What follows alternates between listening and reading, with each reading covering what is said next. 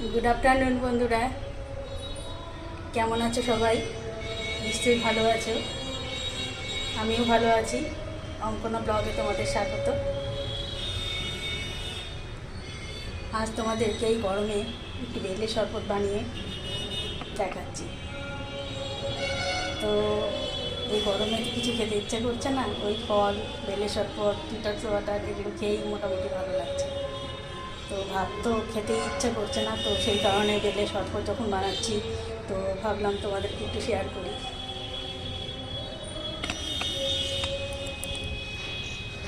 এই দেখো,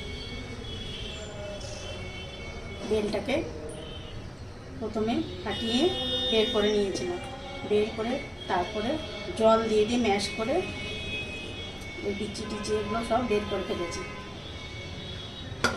এই দেখো, বেলটা একটু জল দিয়ে ভালো করে ম্যাশ করতে হবে। ম্যাশ না করলে বিচিগুলো বা আঁশ যেগুলো থাকে সেগুলো বেরোবে না।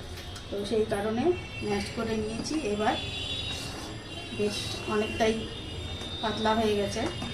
তো এর মধ্যে আমি মোটামুটি 1 কাপ মতো দুধ দেবো। তোমরা বাড়িতে দই থাকলে দই এর মধ্যে দিতে পারো। তো এর মধ্যে দুধ অ্যাড করে দিচ্ছি, আর দেবো চিনি। তো চিনি বেশি দেবো না, অল্পই দেবো, কারণ চিনি খাওয়া তো ভালো না। তো সেই কারণে চিনিটা অল্প পরিমাণেই দেবো। এখানে 2 চামচ 3 চামচ মতন চিনি আছে। তো এটাকে ভালো করে মিক্স করে নিতে হবে।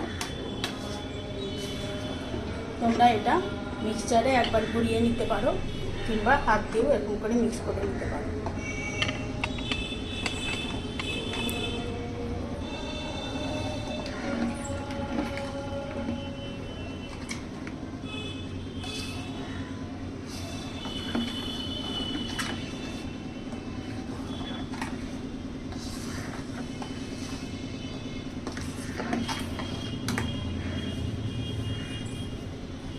তো এইসব বেল টেল বানানো একটু চাপের মনে হয়, কিন্তু খেতে তো হবে। তো সেই কারণে এই গরমের সময় এগুলো বেশ ভালোই লাগবে খেতে।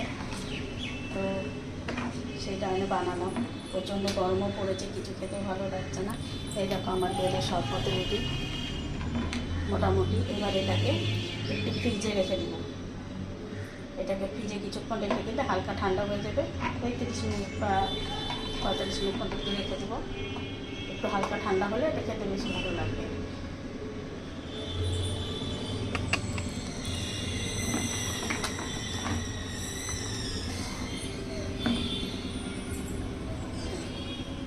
রেডি হয়ে গেছে।